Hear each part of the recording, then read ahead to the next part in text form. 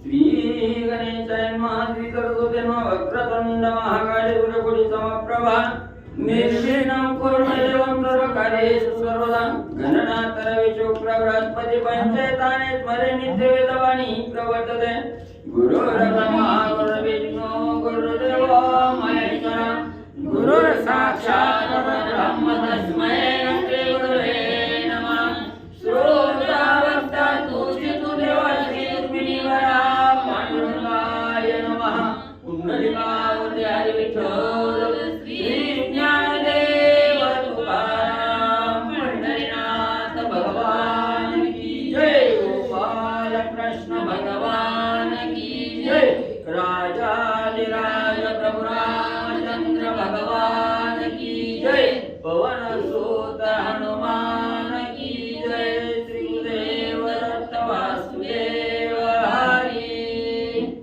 श्री गणेशाय नमः श्री सरस्वते नमः श्री प्रभु रामचंद्राय नमः जय जयाजी सद्गुरुमूर्ती अनुपम्य तुझी आगाध कीर्ती सुखवी जन्म मरणंती हे ख्याती अनुपम्य श्री गणेशाला वंदन करून प्रभू रामचंद्राचं स्मरण आणि सद्गुरूशी शरण जाऊन कधी धनसंधाने ग्रंथकर्ते मनोहर सूत महाराज आणि सद्गुरूची असणारी आराधना त्या ठिकाणी करतायत प्रार्थना त्या ठिकाणी करतायत सांगतायत असणारे सद्गुरू राया तुम्ही कसे त्या ठिकाणी आहात तुमची असणारी अगाध कीर्ती काय आहे त्या ठिकाणी असणारा म्हणजे त्या ठिकाणी असणारा त्या ठिकाणी म्हणजे साधकाला आणि जन्म मरणाच्या फेऱ्यातून बाहेर काढण्याचं सामर्थ्य तुमच्या अंगी त्या ठिकाणी आहे आणि जो साधक असणाऱ्या सद्गुरूच्या चरणाला लीन त्या ठिकाणी झाला त्याचा असणारा जन्म मरण त्या ठिकाणी चुकल्याशिवाय राहत नाही एवढी असणारी सद्गुरूची असणारी आणि म्हणजे ख्याती आहे भावार्थ पाहिजे निका व्यर्थ नको हे लापणिका जैवी गंगा मन कर्णिका क्षय करी पापाते मग असणारे ग्रंथकर्ते त्या ठिकाणी सांगतायत की कुठलंही कार्य करत असताना ते कार्य मनापासून असणाऱ्या अंतःकरणाच्या ठिकाणी भाव दृढ त्या ठिकाणी करून जर कार्य त्या ठिकाणी केलं तर फळाला त्या ठिकाणी जातं मग कार्य करत असताना दिखावा त्या ठिकाणी नको किंवा वरपांगी त्या ठिकाणी नको जगाने आपल्याला वाहवा त्या ठिकाणी करावे म्हणून कार्य कुठलंही त्या ठिकाणी करू नये कार्य हे असणारा भाव ठेवून त्या ठिकाणी जर केलं तर परिपूर्ण त्या ठिकाणी होतं जसं असणारा त्या ठिकाणी गंगा नदी आहे मनकर्णिका नदी आहे आणि या नदीमध्ये असणारं स्नान केल्याबरोबर असणारी त्या ठिकाणी दुर्जन जरी तिथं गेला पापी जरी तिथं त्या ठिकाणी गेला आणि असणारा सद्वर्तनाचा साधक जरी गंगा नदीमध्ये मनकर्णिका नदीमध्ये स्नानासाठी त्या ठिकाणी केला तर दोघालाही असणारा त्या ठिकाणी आपल्यामध्ये सामावून त्या ठिकाणी घेते दोघांचंही पुण्य असणारं पुण्य त्या ठिकाणी वाढवते तसं म्हणजे त्या ठिकाणी आपणही असणारी त्या ठिकाणी भक्ती करत असताना श्रद्धायुक्त अंतःकरणानं भावयुक्त अंतःकरणानं त्या ठिकाणी कुठलंही कार्य करा ते कार्य सफल त्या ठिकाणी म्हणजे होईल जैवी अग्नी स्फुलिंग पाही भस्म करी सर्व तृणवळी तैसा सद्गुरु मंत्र पाही भस्म होई पाप समूह जसं असणारं म्हणजे एक असणारी लहानशी म्हणजे अग्नीची ठिणगी आहे त्या ठिकाणी लहान असणारा कोळसा आहे त्या ठिकाणी आगीचा आणि ती आगीची ठिणगी म्हणजे साध्या एका गवताला त्या ठिकाणी लागले की सगळं असणारं जंगल जाळून त्या ठिकाणी भस्मसात करते तसंही ठिणगी रूपी असणारा थोडा जरी सद्गुरूचा कृपेचा वरदहस्त आपल्या असणाऱ्या मस्तकावर त्या ठिकाणी बसला तर ती ठिणगी रूपी असणारी जी काय असणारा कृपाशीर्वाद आहे त्या ठिकाणी तो कृपाशीर्वाद आपल्यावर असणाऱ्या मस्तकावर पर्वता एवढा पातक जरी त्या ठिकाणी असलं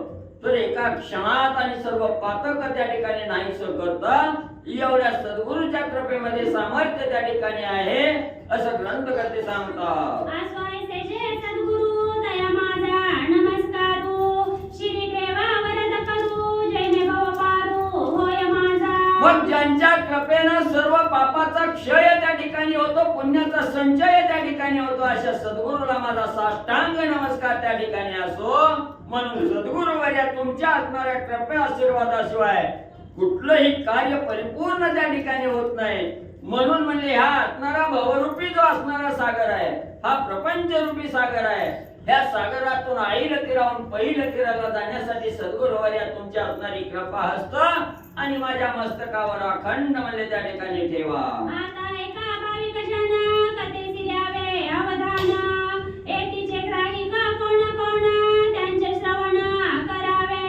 मग असणारे ग्रंथकर्ते मनोहर सुसंगतात असणारे सुज्ञ असणारे त्या ठिकाणी म्हणजे तुम्ही श्रोतेजन आहात, भाविकजन त्या ठिकाणी आहात.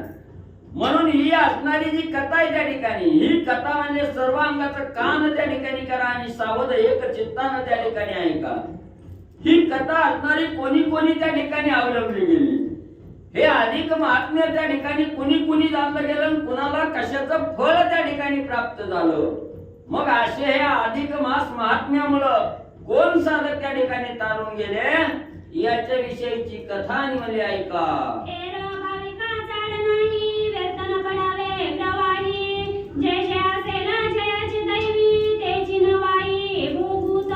मग त्या ठिकाणी असणारे ग्रंथकर्ते सांगतात, हित म्हणजे ज्याच्या असणाऱ्या मस्तकावर सद्गुरूची कृपा आहे, ज्याच्या असणाऱ्या मस्तकावर भगवंताचा वरदहस्त त्या ठिकाणी लादलेला आहे, तोच साधक इकडे त्या ठिकाणी येतो.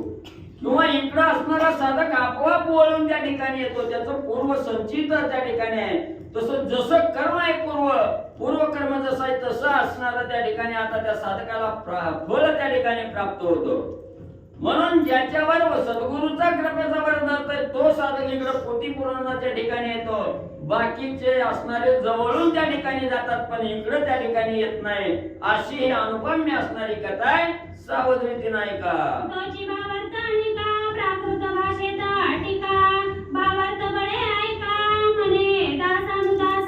म्हणून म्हणजे हे असणारं पद्म पुराणामध्ये सांगितलेली कथा आहे आणि पद्म पुराणामध्ये सांगितलेली कथा ही संस्कृत भाषेत आहे.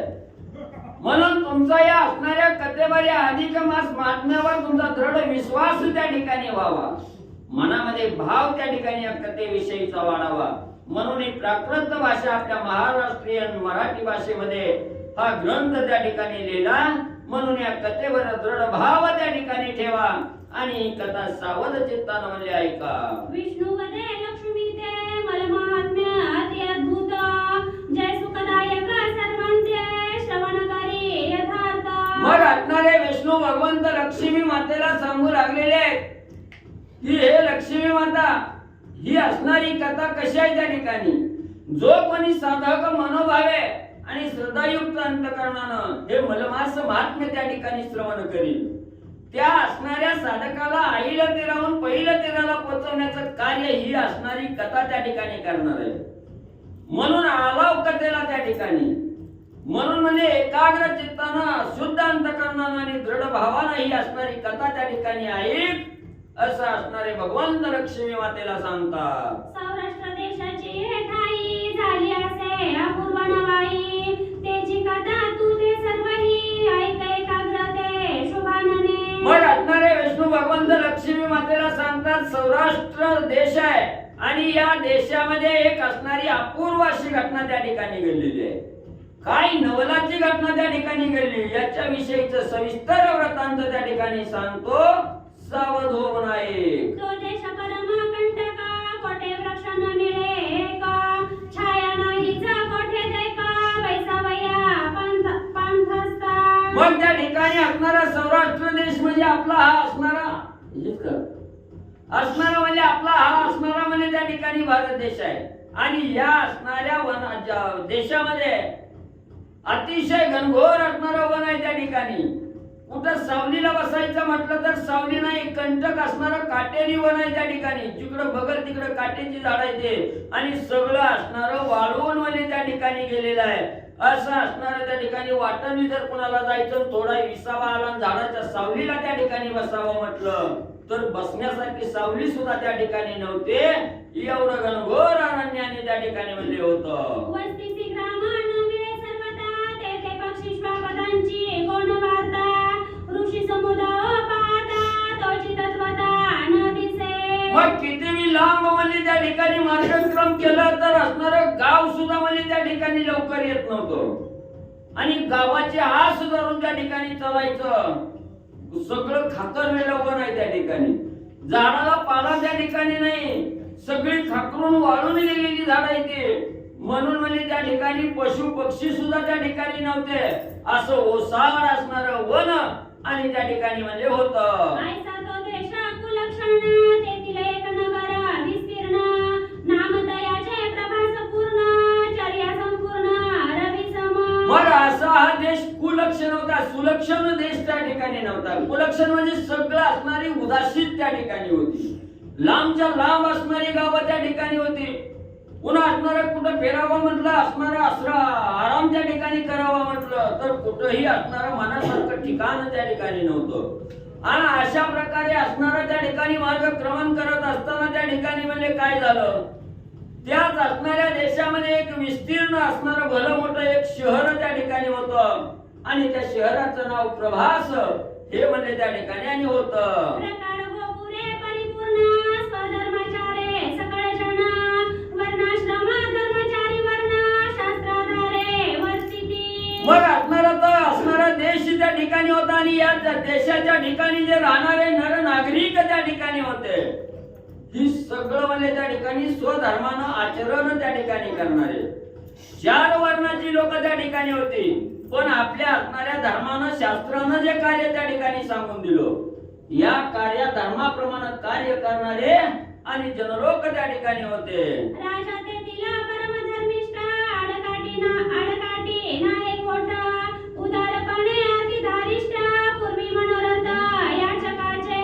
मग त्याच असणाऱ्या म्हणजे त्या ठिकाणी देशाचा प्रभास नावाचं असणारं राज्य त्या ठिकाणी होतं आणि तिथला जो राजा होता त्या ठिकाणी भगवंताला मानणारा होता, पारमार्थिक असणारा राजा, धर्मिष्ठ राजा त्या ठिकाणी होता.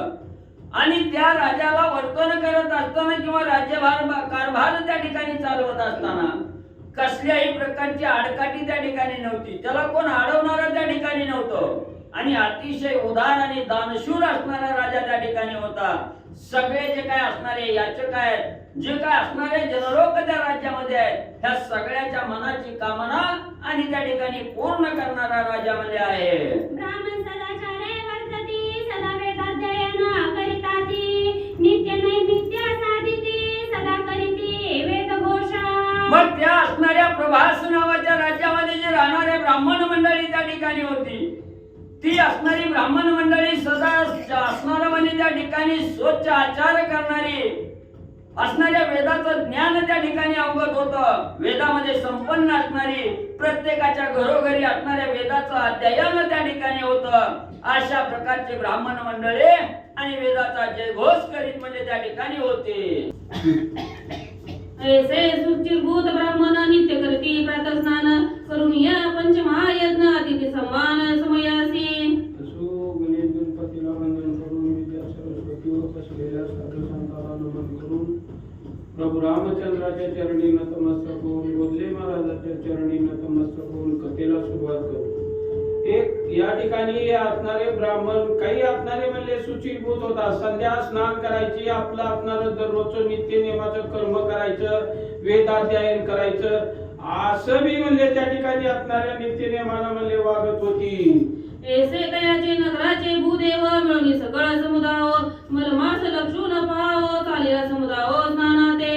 असं म्हणजे त्या असणाऱ्या गावातलं म्हणजे हे असणारं भूदेव नावाचं असणारं ब्राह्मण राजा सगळी लोक ही असणारं म्हणजे अधिक मासाचं म्हणजे असणारं महत्व पाहून म्हणजे असणाऱ्या स्नानासाठी निघालेली होती. नित्य गंगा तीरी पाही जाती नरनारी सर्वही तीर्थदान जप तप सर्वही शस्त्रधारे आचरती. आणि मग त्या ठिकाणी हे असणारी गावातली सगळी म्हणजे असणारी मंडळी, स्त्री असू द्या पुरुष असू द्या, सगळी जण मिळून दररोज म्हणजे अधिक मासामध्ये म्हणजे असणाऱ्या गंगेचं स्नान करण्यासाठी जात होती. उठोनी पंच उषकाली स्नान करती गंगाजळी दाने देता ती विप्रमंडळी अतिसुमेळी विप्रांते. आणि मग दररोज सकाळच्या पाणी पहाटेच्या 5 वाजताच्या वेळेला उठायची, असणाऱ्या गंगा नदीच्या ठिकाणी म्हणजे असणाऱ्या स्नानाला जायची, स्नान सध्या करायचं आणि असणाऱ्या ब्राह्मणाला म्हणजे त्या ठिकाणी असणारा दान धर्म म्हणजे असणारा करीत होती. कोणी करीती दीपदान, कोणी करीती तांबूलदान, कोणी अर्पिती अपानदान छत्रदान ब्राह्मणाते. मग कुणी म्हणजे असणाऱ्या त्या ठिकाणी असणाऱ्या नदीवर स्नानाला गेल्यानंतर म्हणजे आपापल्या असणाऱ्या मनाची जशी इच्छा असेल, जशी आपली आईचं पत असेल तसं कुणी असणारं दिव्याचं दान करीत होती, कुणी वस्त्राचं दान करीत होती, कुणी असणारं म्हणजे अन्नाचं दान करीत होती. असं असणाऱ्या आपल्या मनाची जशी इच्छा असेल तसं म्हणजे ब्राह्मणाला दान दान करीत होती. कोणी कुंभदान करीती कोणी अकुपात्रे अर्पिती घृतपात्रा सहित देती विप्राप्रती सुवर्ण अतिशय म्हणले असणारा भावनेनं म्हणले कुणी असणारं म्हणले एखाद्या असणाऱ्या कुंभाचं गागरीचं दान करायचं, कुणी असणारं दही दूध तूप असणाऱ्या एखाद्या असणाऱ्या भांड्यात घालून म्हणजे असणाऱ्या ब्राह्मणाला म्हणले दान देत होती. ऐसी दाने अर्पुन विप्राते मग स्वर्गी ब्राह्मण पंक्ती ते घेऊन षडस अन्न ते देती विप्राते भोजन असं म्हणले असणाऱ्या ब्राह्मणाला म्हणले त्या ठिकाणी असणारं दान धर्म करायचं. पुन्हा असणाऱ्या म्हणले ब्राह्मणाच्या त्या ठिकाणी पंक्ती बसवायच्या आणि अतिशय प्रीतीनं म्हणले असणाऱ्या ब्राह्मणाला म्हणले भोजन घालीत होती. सरिता नित्यने मास संपूर्ण होऊ सरला मास तो पूर्ण वर्तिले तया समयास ते सावकाश अवधारा असं म्हणले असणारा दान धर्म नित्य कर्म करीत असताना म्हणले करीत म्हणले ही असणारा अधिक मास महिना म्हणले त्या ठिकाणी असणारा संपून गेला आणि मग त्या ठिकाणी काय चमत्कार घडला. सोम शर्मा नावे एक ब्राह्मण असे तो वेदशास्त्र संपन्न नाना तीर्थ तपदान केले संपूर्ण ब्राह्मण ते मग त्या ठिकाणी सोम नावाचा म्हणले एक असणारा अतिशय ज्ञानी असणारा म्हणले ब्राह्मण होता आणि म्हणले त्यांनी अनेक असणारी म्हणले तीर्थ त्या ठिकाणी केलेली होती आणि असणाऱ्या ब्राह्मणाला बी म्हणले असणारा दान दिलेलं होतं. यज्ञदानादी क्रिया सर्व ही जाणता विप्रतो प्रत्ययी स्नानाते जाता एके समयी गंगा तीरी पावला तो असं म्हणले अतिशय विद्वान म्हणले असणारा ज्ञान म्हणले असणारा ज्ञानवान असणारा यज्ञाचं कर्म करणारा अतिशय उचार असणारा ब्राह्मण होता आणि मग असा असणारा ब्राह्मण म्हणले ही असणाऱ्या गंगा नदीच्या ठिकाणी म्हणले स्नानाला जात असताना मार्गी जाता स्नानासी तो एक वृक्ष सद्यासी भेटता झाला वाटेसी अति भयंकर रूपे अतिशय म्हणले त्या ठिकाणी असणाऱ्या म्हणले गंगा नदीवर म्हणले स्नानाला जात असताना एक असणारा म्हणले वाटतच म्हणले त्याला एक महान भयंकर असणारा अतिशय भ्यासूर असणारा राक्षस म्हणले त्या ठिकाणी भेटला. अकरा विक्राळ दीर्घ वदन लंब बाहो विशाळ नयन धुम्राकार जटा पूर्ण आरक्त वर्ण ओष्ठ मग असणारा राक्षस म्हणले त्या ठिकाणी असणारा भेटल्यानंतर अकराळ विक्राळ म्हणले त्याचा असणाऱ्या म्हणले वदन होतं लांब म्हणले असणाऱ्या जटा वाढविलेल्या होत्या अतिशय भ्यासूर असणारा म्हणले राक्षस त्या ठिकाणी भेटला होता. स्थूलोदर गर्ते समान उंच ग्रीवा हस्ता समान लिंग त्याचे लंबायमान सदा लग्न ब्रह्मचारी अतिशय म्हणले असणारं पोट म्हणले कपाटात म्हणले लांब म्हणले खाली गेलेलं होतं डोळं लाल भडक होतं आणि असा भ्यासूर म्हणले असणारा राक्षस म्हणले त्या ठिकाणी असणारा म्हणले वाटेला भेटलेला होता. चला कोणतरी शुभ्र लवा अंगावर दे ताई लंबयमान कंटक दे आईचे दे कुलतया दे विप्रत चकला मानसी आणि मग असा म्हणले अतिशय भ्यासूर असणारा राक्षस म्हणले त्या असणाऱ्या ब्राह्मणाला म्हणले नदीवर स्नानाला जाताना म्हणले असणारा भेटलेला होता आणि असा भयानक राक्षस वाटेत भेटल्याबरोबर एकदम म्हणले त्या असणाऱ्या ब्राह्मणाला धचका बसल्यासारखं झालं. माने विग्रह केवते आले माधव ते उभे ठेले स्त्राला लागी आठवे ठाकले पूर्व कर्म माझे आता. मग त्या ठिकाणी असणारा ब्राह्मण मनामध्ये असणारा विचार करू लागला काय म्हणले ही असणारं भलं मोठं म्हणले असणारं विघ्न म्हणले माझ्या पुढे उभा राहिले एकदम काय म्हणले ही असणारं विघ्न माझ्या समोर येऊन ठाकलंय माझा असणाऱ्या पूर्व कर्माचाच म्हणले काहीतरी दोष असावा म्हणून म्हणले ही असणारं विघ्न माझ्या पुढे येऊन उभा राहिलं. मग हृदय विस्मरून भगवान नरसिंह मंत्र जपे ब्राह्मण तेरे भीती गेली निघून मग बोले वचन तयासी. मग असा मनामध्ये घाबरून गेलेला ब्राह्मणानं मग शेवटी म्हणले असणारं कसलं बी संकट आलं की माणूस असणाऱ्या भगवंताचा धावा करतो तसं म्हणले त्या असणाऱ्या ब्राह्मणाने म्हणले असणाऱ्या भगवंताचा धावा केला आणि जो असणारा मंत्र होता त्या असणाऱ्या मंत्राचा जप केल्याबरोबर मग त्याच्या असणाऱ्या मनातली म्हणजे असणारी भीती निघून गेली आणि पुन्हा त्या असणाऱ्या राक्षसाला बोलू लागला. आदित ब्राह्मण दैदिप्यमान वारी सुचिरभूत संध्या स्नान त्यावरी नरसिंह जप पूर्ण जपे ब्राह्मण आदरे. मग असं म्हणले तो असणारा म्हणले आधीच म्हणले असणारा ब्राह्मण तपस्वी होता तेजस्वी होता आणि असा असणारा ब्राह्मण म्हणले ही असणारा संध्या स्नान करायला निघालेला होता आणि ही असणारा राक्षस म्हणले समोर आलेला बघून म्हणले त्याच्या मनातली भीती निघून गेल्याबरोबर पुन्हा असणारा तो काय त्या ठिकाणी करू लागला.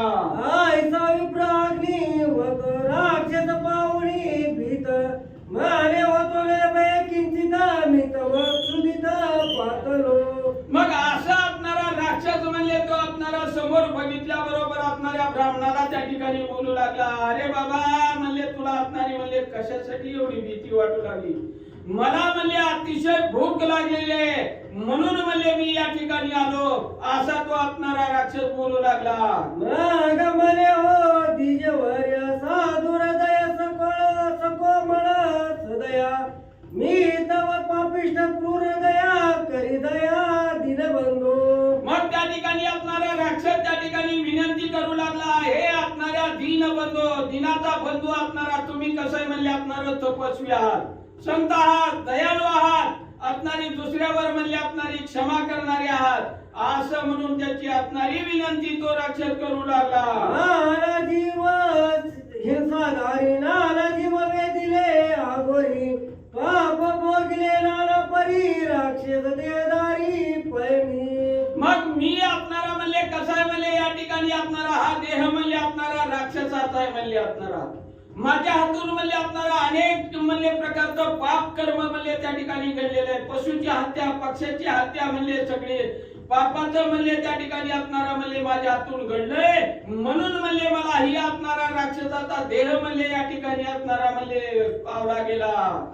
ऐकून दयाचे करुणा उत्तर द्रवले देव विप्र अंतर कोमळ हृदय दिजमिरा नवनीता पर्यासे. असं म्हणले अतिशय म्हणले असणारा त्या राक्षसाचं म्हणले असणारं बोलणं त्या असणाऱ्या मला लय भूक लागली माझ्या हातून पाप घडलं म्हणून मला हा असणारा देह त्या ठिकाणी धारण झाला. ही अतिशय बोलणं त्याचं म्हणले की विलवाना ऐकल्यानंतर संताचं म्हणले असणारं अंतकरण म्हणले असणाऱ्या लोण्यासारखं मऊ असतं तसं म्हणले या ठिकाणी ह्या असणाऱ्या राक्षसाचं बोलणं ऐकून ब्राह्मणाला अतिशय म्हणले असणारी दया उत्पन्न झाली. दयाचे हृदय नाही कोमळता तोय प्रद्या नव्हे तत्वता असो द्विज राक्षसा पाहता झाला बोलता पैत्यासी. ज्याच्या अंतकरणामध्ये म्हणले असणारा कसलीच म्हणले असणारी दया क्षमा शांती म्हणले असणारी नाही तो म्हणले असणारा ब्राह्मणच नव्हे असं म्हणले या ठिकाणी सांगितलेलं आहे. आणि असं म्हणले त्या असणाऱ्या राक्षसाचं म्हणले असणारं बोलणं ऐकून असणाऱ्या त्या ब्राह्मणाला म्हणले असणारी अतिशय दया उत्पन्न झाली. म्हणे तू पूर्वी होतास कोण कोण्या पापास देह जाण प्राप्त झाला तुझा लागून ते करी श्रवण सर्वही. मग आपणारा ब्राह्मण त्या राक्षसाला बोलू लागला. रे बाबा तुझा आपणारा देह म्हणले पहिल्या जन्मी म्हणले असणारा कुणाचा होता आणि कुठलं पाप म्हणले तुझ्या हातून घडलं कुठल्या पापामुळे म्हणले ही असणाऱ्या राक्षसाचा म्हणले असणारा देह तुला म्हणले या ठिकाणी धारण करावा लागला असं प्रश्न म्हणले त्या ठिकाणी राक्षसाला ब्राह्मण विचारू लागलं. मग राक्षस म्हणे विप्राते ऐक माझी या वृत्तांते मी पूर्व वैश्य धनवंत असे विख्यात भूमंडळी. मग त्या ठिकाणी असं म्हणले ही असणाऱ्या ब्राह्मणाचं म्हणले बोलणं त्या ठिकाणी असणाऱ्या राक्षसानं ऐकलं आणि म्हणले मी असणारा त्या ठिकाणी असणारा राक्षस त्या असणारा ब्राह्मणाला बोलू लागला. मी एक पहिला म्हणले त्या ठिकाणी असणारा वैश्य होतो अतिशय धनवंत होतो अशी असणारी सगळी माहिती म्हणली आपली सांगू लागला. वस्तूचा रक्षक जाण क्रिया विक्रिया करी पूर्ण ग्रही संपत्ती सलशेनुन पुत्र सुना परिवार.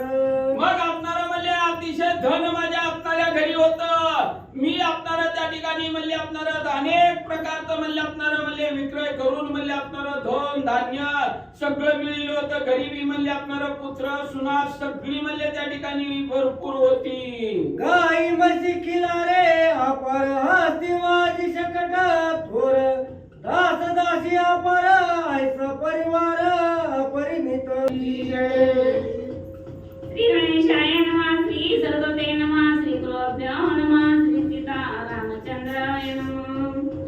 तव एक अग्निहोत्री ब्राह्मण सकुटुंबी सत्पात्र जाण वेदाध्यायी असे निपुण परिपूर्ण धनेसी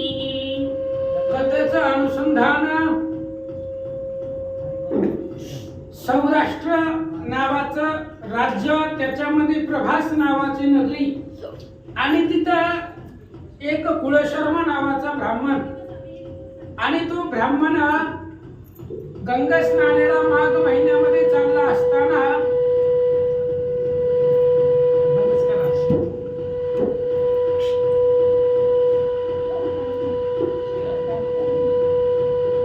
ती बंद करा. का म्हणतात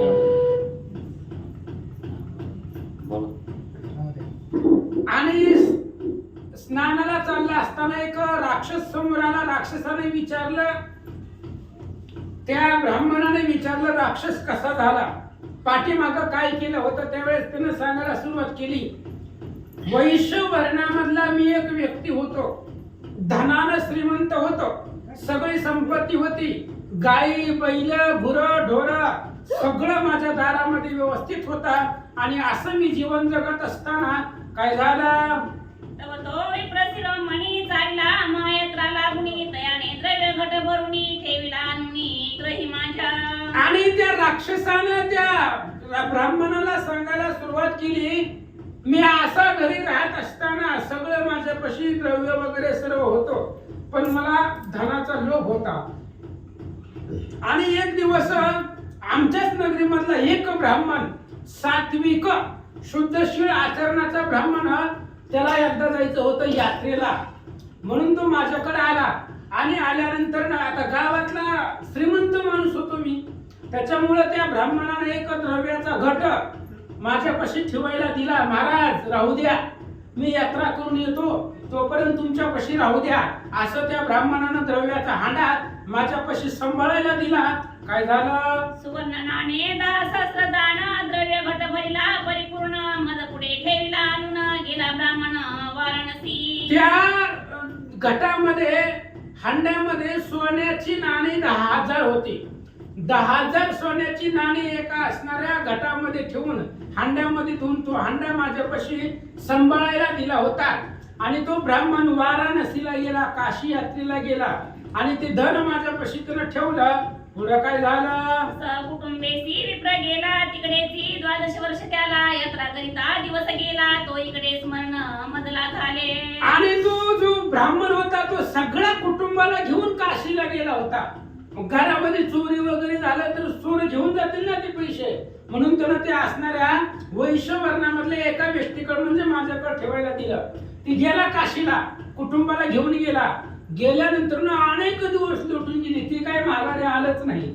आणि मला लक्षात आलं की ह्यानं 10,000 सोन्याची नाणी माझ्यापाशी ठेवायला दिले. मला आठवल्याबरोबर काही कार्यानिमित्त तयाचे मी द्रव्य घट खर्चला साचे, साचे हा. प्रयात्रा करून साचे परतून आला माघारी. मग काही दिवस लोटल्यानंतर ना मी विचार केला, ही काय आता येत नाही, आणि जरी आलं तरी आपण द्यायचंच नाही, ठेवलंच नाही म्हणायचं माझ्यापाशी. म्हणून त्यानं जी काय असणारी सोन्याच्या मोहरा होत्या 10,000 त्यानं खर्चून टाकल्या, आपल्या घर कामामध्ये संसारामध्ये संपून टाकले. आणि काही दिवसानंतर ना हा ब्राह्मण काशी यात्रेला गेलेला सहकुटुंबासह पुन्हा माघारी त्याच व्यक्तीकडे आला. यात्रा करून संपूर्ण द्रव्य घट मागे मज लागून तव अडचणीस तव जाण नाही म्हणून बोलिलो मी. आणि महाराज ते यात्रा करून आलं महागारी आल्याबरोबर त्याच्या लक्षात आलं की याच माणसापाशी मी सोन्याचा हंडा ठेवायला दिला होता, आपलं धन याच्यापाशी ठेवायला दिलं होतं, म्हणून ती यात्रा करून आल्यावर मला महागाईला आलं. पण आता मी खर्चलं होतं आणि त्या थोडं पैसे होते का लगेच द्यायला. 10,000 सोन्याच्या मोहऱ्या होत्या, एवढ्या कुठून द्यायच्या. म्हणून मी म्हणलं, हे बघा महाराज माझ्यापाशी नाही, तुमची माझी भेट कवा झालीच नाही आणि तुम्ही मला ठेवायला कधी पैसे दिलेच नाही, तर असं मी त्या ब्राह्मणाला सांगितलं. तू द्रव्य आणून ठेवले कधी याचे साक्ष कोणती दावी आधी आमचे घर घेतो हा मंद बुद्धी मिळाली मांदी जनांची. आणि सगळी लोक गोळा झाली ना, काय झालं गर्दी जमली त्याच्या घरापुढं. हा म्हणायचा तू माझ्यापाशी दिलंच नाही, कुठनं देणार आहे. बाकीचे लोक बी म्हणायला लागले, ही ब्राह्मण आणि ह्याच्यापाशी 10,000 सोन्याची चांदीची नाणं कुठनं यायला लागले. त्या वर शूद्र वर्ण व्यक्तीने सांगितलं, बाबा तू माझं घर बुडवायला लागला, 10,000 सोन्याच्या मोहऱ्या मागायला तू माझ्याकडे कधी ठेवायला दिल्या नव्हत्या. अशा प्रकारे 4 लोक गावातली जमली गेली. काय म्हणतात, व्यवहारी केला राजद्वारी जो तो ब्राह्मणाचे धिकारी म्हणती हा जन्मदरित्री द्रव्य कैसे पदरी याच्या. आणि हा जो व्यवहार होता तो व्यवहार राजद्वारापर्यंत गेला. राजनगरीचा जो राजा होता त्या राजापर्यंत हा व्यवहार गेला. ब्राह्मण म्हणायचा मी याच्यापाशी 10,000 सोन्याच्या मोहरा ठेवलेत, सोन्याची नाणी ठेवलेत आणि मी यात्रेला गेलो होतो. गावातले सगळे लोक म्हणाले हे गरीब आहे ब्राह्मण आणि ह्याच्यापाशी एवढे पैसे आलेच कुठून. त्यामुळे लोकांना विश्वास बसत नव्हता. आणि ही फक्त गोष्ट ती ब्राह्मण आणि त्या क्षुद्र वर्णामधला जो काही व्यक्ती होता श्रीमंत त्या दोघांमध्येच झाला होता. तिसरा तिथं कोणी नव्हता. त्यामुळे तो खोटं बोलायला लागला, दिलंच नाही म्हणायला. व्यवहार राजापर्यंत गेला. राजा काय म्हणतो ऐका, ऐसा न्याय देते ते झाला द्रव्य घटनी अभिलाषला देखत देखत ग्रासीला पातक गोळा धन लोभे. आणि ही राक्षस त्या ब्राह्मणाला सांगू लागले राक्षस का झालो. त्या व्यक्तीने माझ्यापाशी धन ठेवलं हे मला माहिती होतं, लोकांना नव्हतं माहिती. आणि मी त्याचं सगळं धन हिरावून घेतलं होतं, माझ्या संसारामध्ये खर्च केला आणि सगळ्या लोकांनी माझीच बाजू ओढली. बरोबर आहे, एका ब्राह्मणाकडे एवढं सोनं चांदी कुठनं यायला. त्यामुळे राजानं सुद्धा त्या असणाऱ्या माझी बाजू घेतली आणि ब्राह्मणाला निराश करून हाकलून दिलं त्याला. कारण एका ब्राह्मणाकडे 10,000 सोन्याचे नाणे असू शकत नाही, सगळ्याला पटलं. पण मला माहिती होतं त्या ब्राह्मणाचं धन मी लुबाडलं, त्याचं धन मी खर्च केला, म्हणून माझ्यापाशी पापाचा गोळा पातक गोळा झाला. मग तो विप्रधर्मात गेला तळतळोनी मग शाप दिला म्हणे पापिष्टा चंडाळा अभिलाषला द्रव्य घट. आणि तो जो ब्राह्मण होता त्या ब्राह्मणाला माहिती होतं मी ह्याच्या पशीच ठेवाय दिले, पण हे आता खोटं बोलायला लागले. राजापर्यंत न्याय गेला. राजाने सुद्धा त्याच व्यक्तीची बाजू घेतली आणि मला माझं द्रव्य असून मला भेटलं नाही. त्यामुळे ती विप्र तळमळू लागला. महाराज त्यानं कमवलेलं होतं, कष्टाचं होतं. 10 रुपये कष्टाचं हरवलं तरी तळमळ वाटते आपल्याला. 10,000 सोन्याच्या नाणी होत्या त्याच्या आणि त्या श्रीमंत व्यक्तीने हिरावून घेतल्या होत्या. त्यामुळे तो तळमळू लागला. तळमळून ह्या ब्राह्मणानं त्याला शाप दिला. पृथ्वी तेज वायू आकाश तुझं मद साक्ष आहे चंडाश तरी शाप घेई निशेष होई ब्रह्मराक्षस पयाता. त्या ब्राह्मणाने सांगितला तुझं मज साक्ष येथे ऐकता ती समस्त भूते. भूत म्हणजे पृथ्वी आग तेज वायू आकाश.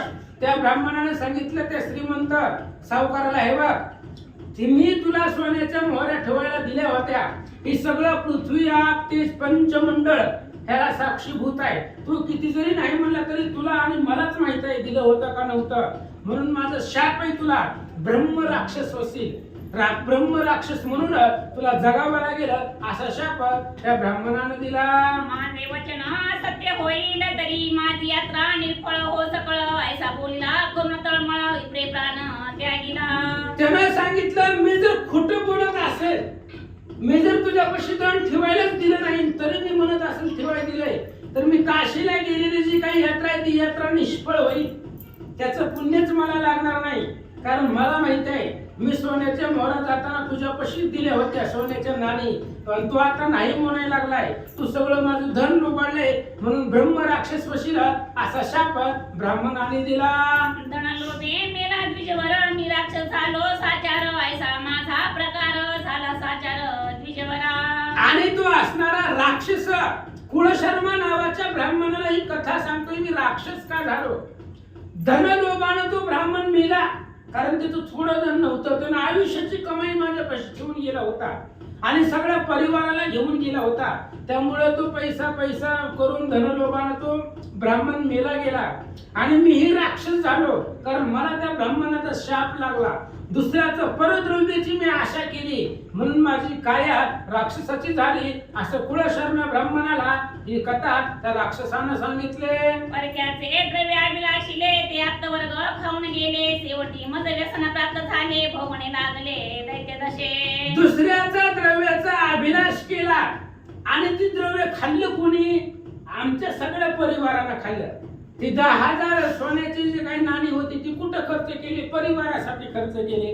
आमची जे काही आप्तवर्ग होते सगळ्या परिवाराने खाल्लं आणि शाप मला बसला कारण मी करता होतो घरातला. मी खोटं बोललो त्या ब्राह्मणाला द्रव्याची अभिलाषा केली दुसऱ्याच्या, त्यामुळं शाप मला बसला आणि सगळे असणारा त्याचा जे काही पैसा होता ते सगळं आमच्या आप्तवर्गाने खाल्ला आणि ब्रह्म राक्षस झालो असं त्यानं सांगितलं. या लागी दुसऱ्याच्या अभिलाषिता सौख्य नाही तत्वता शेवटी भोगणे लागे अवस्था न सुटे सर्वता निर्धारे. म्हणून तो राक्षस सांगू लागला दुसऱ्याचा अभिलाष करायचा नाही, जेवढं आपल्याला भाग्यानं भेटले तेवढं स्वीकारायचं. दुसऱ्याच्या द्रव्यावरती जर आशा ठेवली तर अशा प्रकारची अवस्था जी माझी झाली ती होते. शेवटी भोगणे लागे दुःख अवस्था. जर दुसऱ्याचं पैसे लुबाडले, धन लुबाडलं तर दुःखच भोगावं लागतं. हे अनुभवानं प्रचितीनं सांगतोय. अशा प्रकारे तो राक्षस बोलू लागला. श्री गणेशाय नमः, श्री सरस्वती नमः, श्री सद्गुरु रामचंद्राय नमः. या लागी दुसऱ्याचे अभिलाषिता सौख्य नाही तत्वता शेवटी भोगणे लागे अवस्था न सुटे सर्वता निर्धारे. आणि तो ब्रह्म राक्षस कुळशर्मा नावाच्या ब्राह्मणाला आडवा आला होता. अधिक महिन्याच्या पर्व काळावरती तो स्नानाला चालला होता आणि आडवा आल्यानंतर ना त्यानं ही सगळी कथा सांगितली. मी राक्षस का झालो, दुसऱ्याच्या द्रव्याचा अभिलाष केला आणि अभिलाष केल्यामुळं मला राक्षसाचा जन्म देह भोगावा लागला.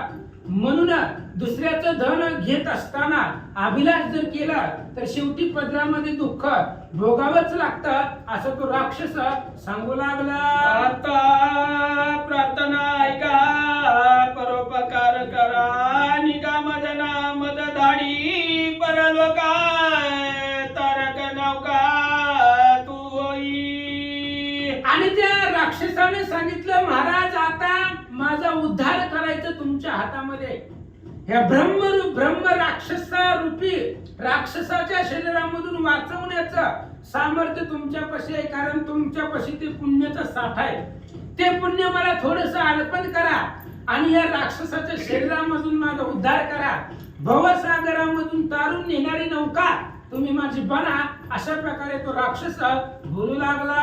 ऐसे म्हणता ते क्षणी तुझ्या बोले प्रसाद वाणी म्हणे मला मास स्नानदानी मास एक नियम केला.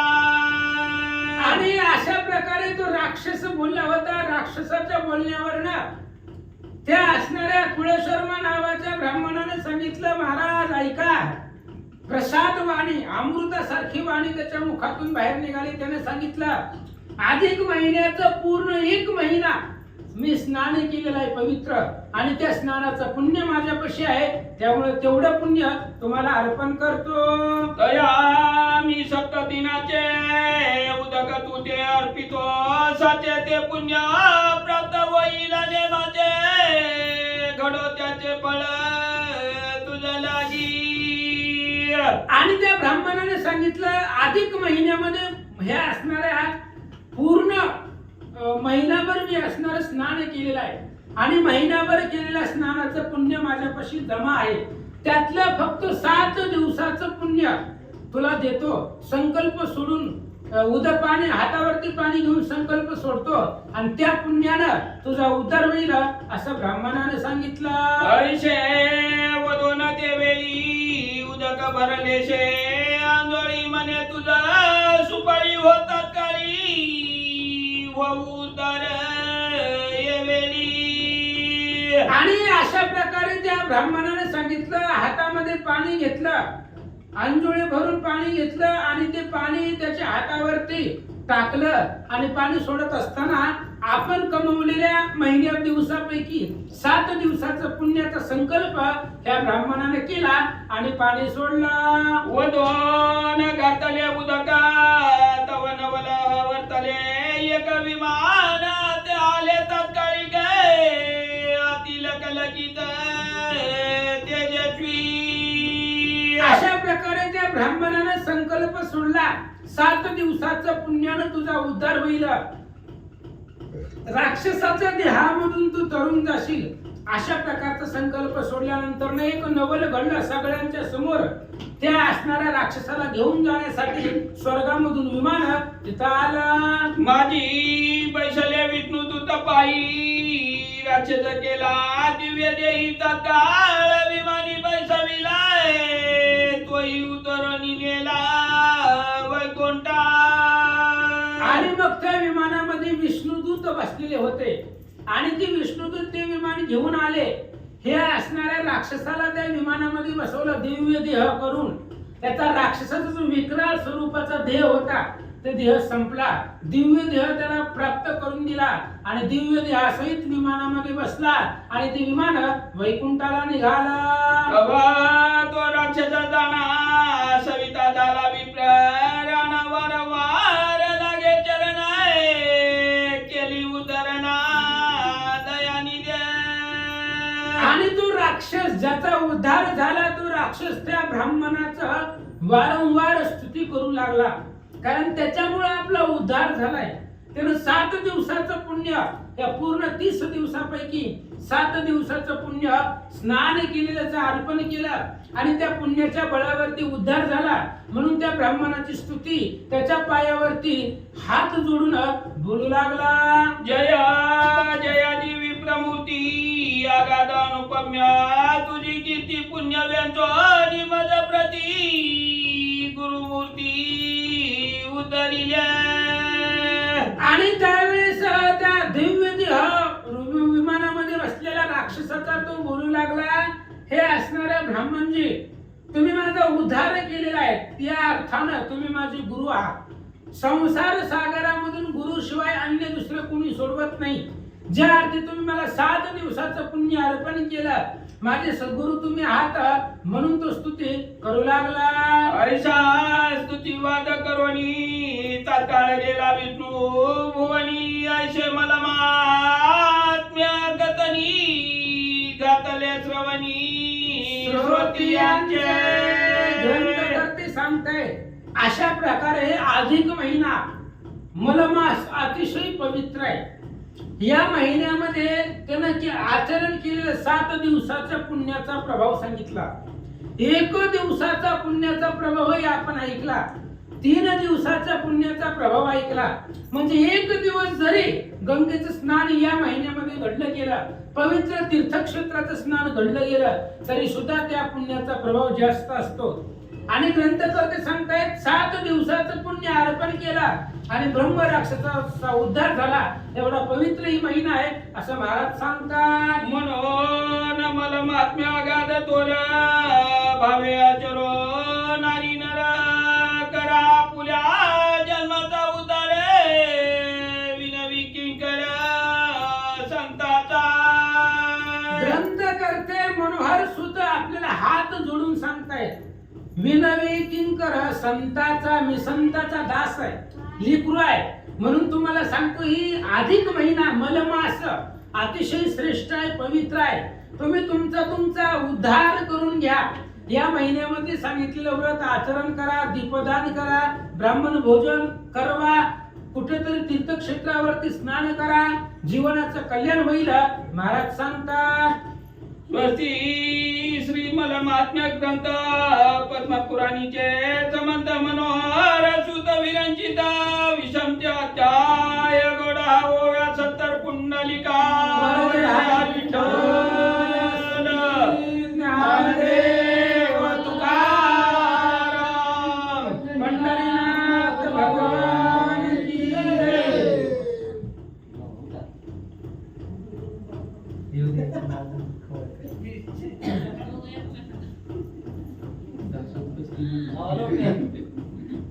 तात्काळ